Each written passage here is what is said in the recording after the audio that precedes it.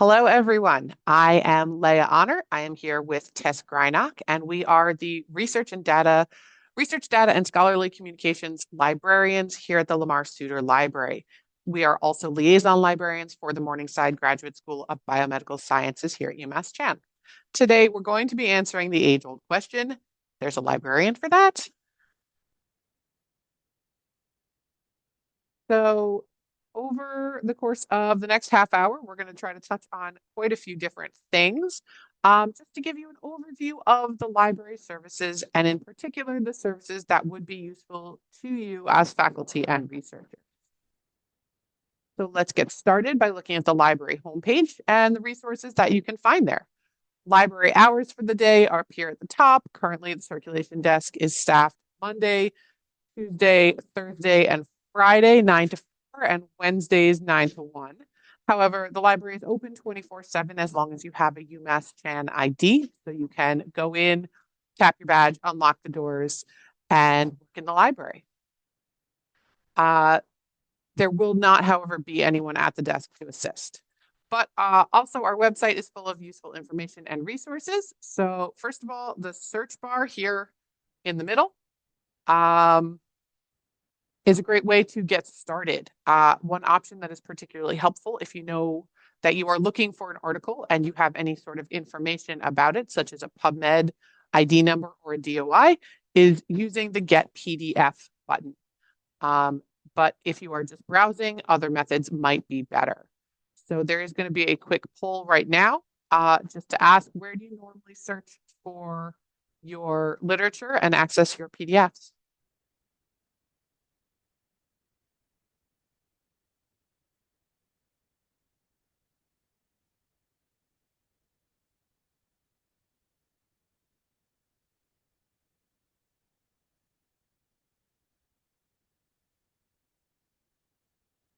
We almost have 100% participation. I'm going to go ahead and end the poll. And we are divided between PubMed and Google Scholar. Okay. So if you access the library website, uh, you'll have, if you access any of these resources, either PubMed or Google Scholar through the library website, you will have access to our subscriptions to get full text or PDFs. If you search PubMed without linking to it from the library, you'll often find that you come up against paywalls or publisher websites that do not provide access to the full text. We do also have a Google Scholar link from our website that you can use and bookmark to also link directly to our subscriptions and have a better chance at finding those full texts. So Sage Research Methods is a great place to find information on every step of the research process and guidance on methodology for whatever type of research you might be doing. These are, of course, not the only databases that we have access to. From the library homepage, you can always click on the All Databases link to see the A to Z list of almost 150 databases that we currently have accessible. There is also a subject dropdown, so you can find resources related to a specific topic, such as genetics. When you access the resources through the library website, if you are off campus and not signed into a VPN, you will be asked to sign in. You can either do this with your email account for the university single sign-on or with your library barcode, which Tess will discuss later. The library also offers LibKey Nomad, which is a browser extension you can install to facilitate one-click access to all of our subscribed resources or our interlibrary loan service. So more on those soon.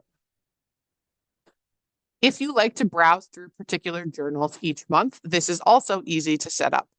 You can search for particular journals in the search bar, as I mentioned before, or you can choose online resources. Go to our eJournals link to get to Browsine. This is a library of journal resources presented in a platform specifically for reading periodicals. Here you can search for journals by title or subject, and then this is sort of the coolest part, you can add the ones you read regularly to your personal bookshelf. So here you can see I have a bookshelf of library research related journals. And so whenever a new issue is published, there will be a red circle with the number of unread articles in it to remind me that there is new stuff to look at. There's also a browsing app for Apple and Android, so you can use this to access your bookshelf from your mobile device as well. Along with eJournals, the library offers ebook access. Some of the benefits of ebooks are they are a great resource for background information, they can provide images that can be reused for educational use, and they are great for taking a deep dive into a topic. To search our ebooks, there are a couple of options. You can go back to the library homepage and click for online resources to ebooks to search by title or subject, or you can use the search bar in the library homepage for the ebooks or in the library catalog. For more background information or reference materials, check out some of the mobile apps that we have available through the library subscriptions. Here we have the four most common listed. The URLs are on this slide. So you'll notice that instructions for setting up access is listed here as well. Of course, occasionally when searching PubMed or Google Scholar, you will still come across an item that UMass Chan does not have subscription access to and the PDF is not available. So on the page where you're told that we don't have full text access, you will also be given a choice to request the item through interlibrary loan. This can be also found on the main library webpage. Interlibrary loan is a way to get access to items outside of our subscriptions borrowed from other libraries. This is free for students and costs $14 per item for faculty, staff, and postdocs. Using ILL requires a login to the ILLiad system, which you can set up here on the side. And ILLiad is another service that requires a barcode, so it is really helpful to have one. Next, we'll take a look at some of the resource guides that are linked here on the main page. Resource guides are where we in the library gather knowledge so it's available at all times to everyone. We currently have dozens of guides on a variety of topics.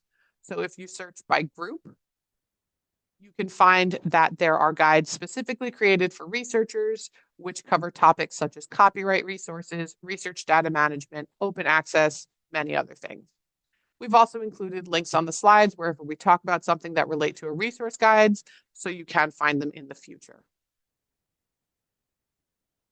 For researchers, we also recommend starting on our newly redesigned Researchers Tools, Services, and Support page, which aligns the services and resources we provide with the research lifecycle. Next, citation managers. You've probably heard many of us talk about citation managers before, but I'm going to mention them again. They are really helpful and everybody should be using one. There is a resource guide that talks specifically about the various citation managers that are available. The library has subscription access to EndNote and RefWorks, and we offer support for Mendeley and Zotero, which are freely available.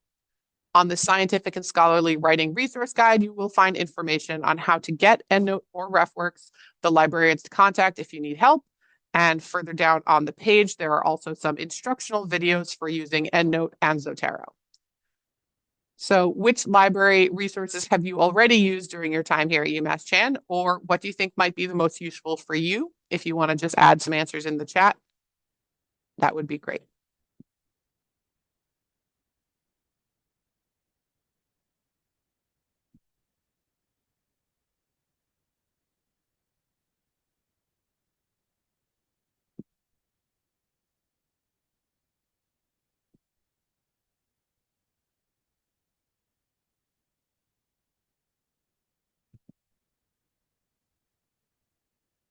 Nice. So we have some EndNote users, some other citation managers. That's great. And access to articles. These are all great. So we've talked a lot about electronic resources you can find on a library website. That's not all we want to talk about here. And while our collections of resources are here to help, and the most powerful resource we have to offer is people. So we have a number of departments within the library. This here is our Department of Education and Clinical Services. Rebecca, Andrew, Sarah, and Tori, and Greg are helping to help you with your education and clinical needs. And then Our team in Research and Scholarly Communication Services is made up of myself and Leah, as well as Sally, Lisa, and Chris. And we are also the liaisons to the Graduate School of Biomedical Sciences. And I should have said that Education and Clinical Services acts as our liaisons to the Graduate School of Nursing, as well as the School of Medicine as well. And our Access Services team are there to help you get access to materials at the front desk with help from Noel and Crete, and behind the scenes with help with the electronic resources with Rebecca and Bob. And certain departments have departmental liaisons, and you can find the full list on the liaison librarians page linked that we're going to drop in the chat. And for example, Leigh and I are liaisons to the Morningside Graduate School of Biomedical Sciences. And so I'm going to give you a minute to look at the list and answer the poll about who is your departmental liaison if you have one.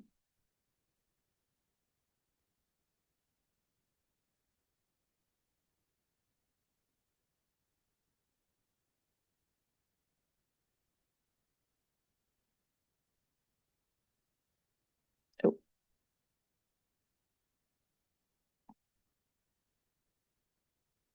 Sorry, wrong poll launched. Launch the poll.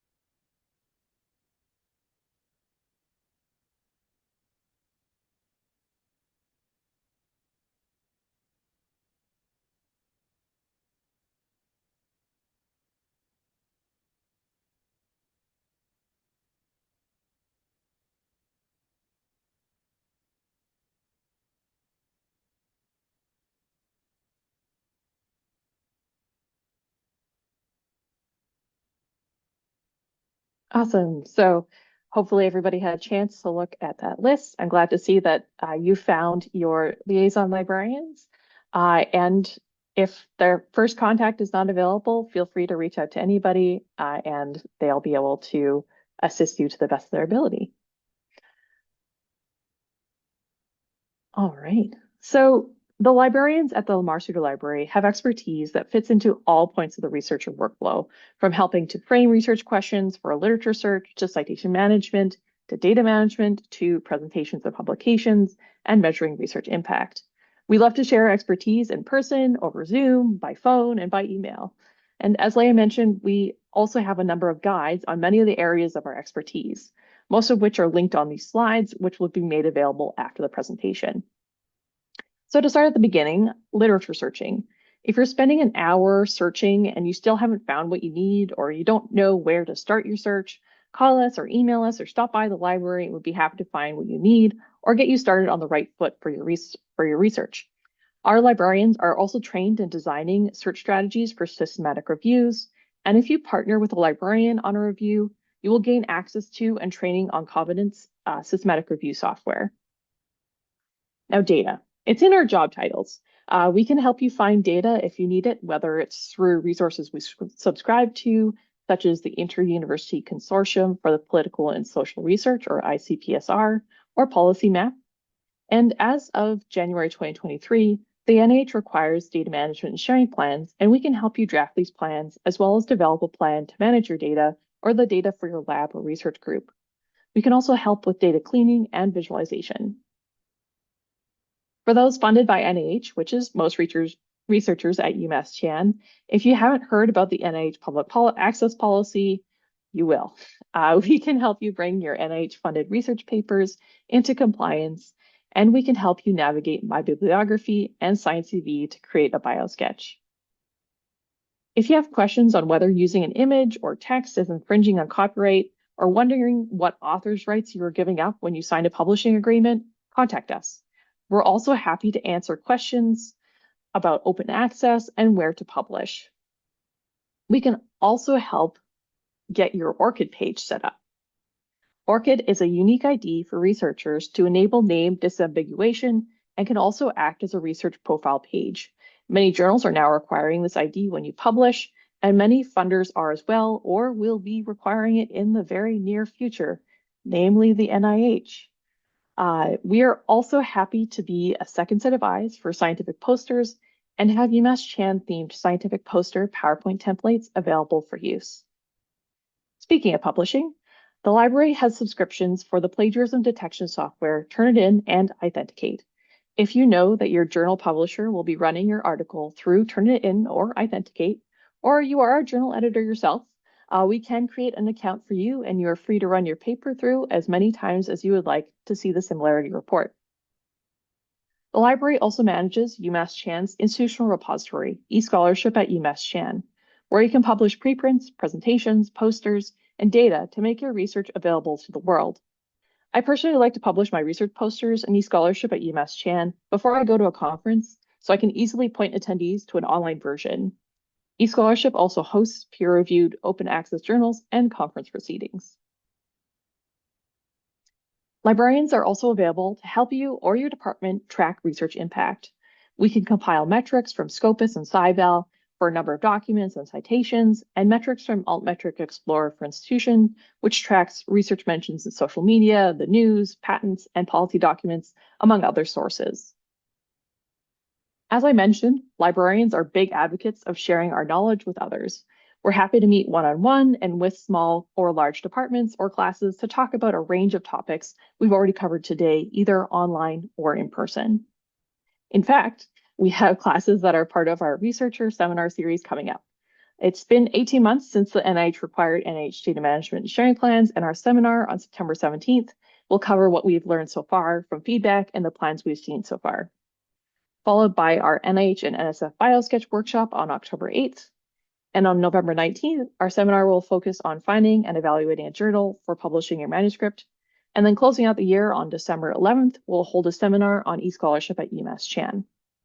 All seminars are held at 12 to 1 p.m. on Zoom.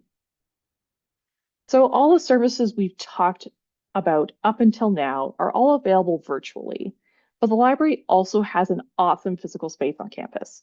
So if you're on campus now, or when you're next on campus, I would invite you to come by and check us out. So how many people have visited the library on campus before and in the recent past year or so? I've just opened up the poll for that.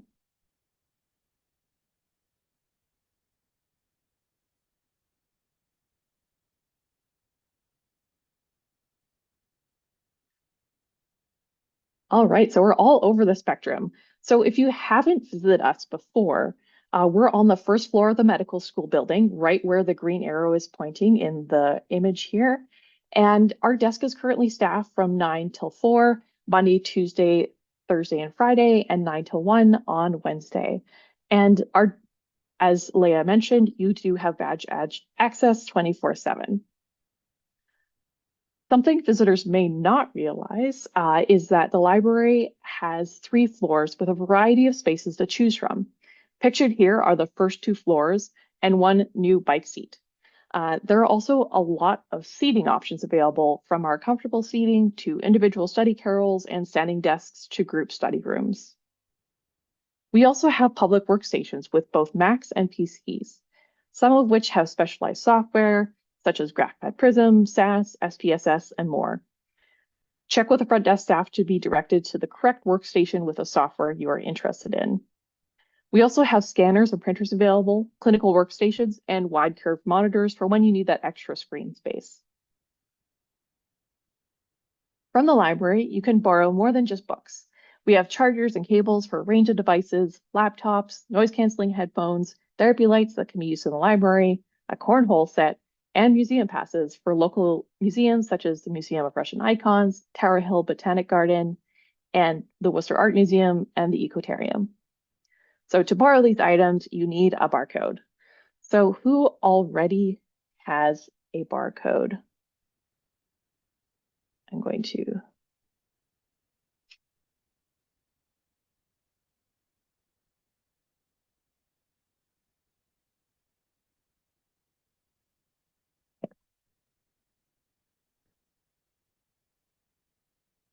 All right, so most people already have a barcode, which is great. If you would like a barcode, you can pick one up in person during staffed hours or apply for one online and receive it via email. The library hosts several events throughout the year. We have an ongoing Artist in Residence program, and our current exhibit is Advancing Belonging Together. And the UMass Chan community is invited to join us for the exhibit's opening reception on September 18th at 4 p.m. in the library. We also have an anti-racism-free little library courtesy of the Department of Family Medicine. We are always recruiting for exhibits for our Artist in Residence series. So if you are an artist or know an artist at UMass Chan, please reach out to us and we'll put you in touch with our colleague, Rebecca Druhard. We also have other fun activities available in the library, from the popular jigsaw puzzle, coloring pages, book displays, games, and snacks. If you have any library questions, please don't hesitate to reach out to Leah or I or any of the librarians. You can also pose library questions by hitting the Ask Librarian button on the website. Thank you so much for your attention. To stay up to date on what's happening at the library, I encourage you to follow us on X, previously known as Twitter, and Instagram at UMassChanLib. Leah and I are always looking for ways to improve our teaching, so if you could take a moment to give us your feedback on this session, that would be greatly appreciated. Leah will be posting a link to our 2-question assessment in the chat. And with that, are there any questions we can answer now?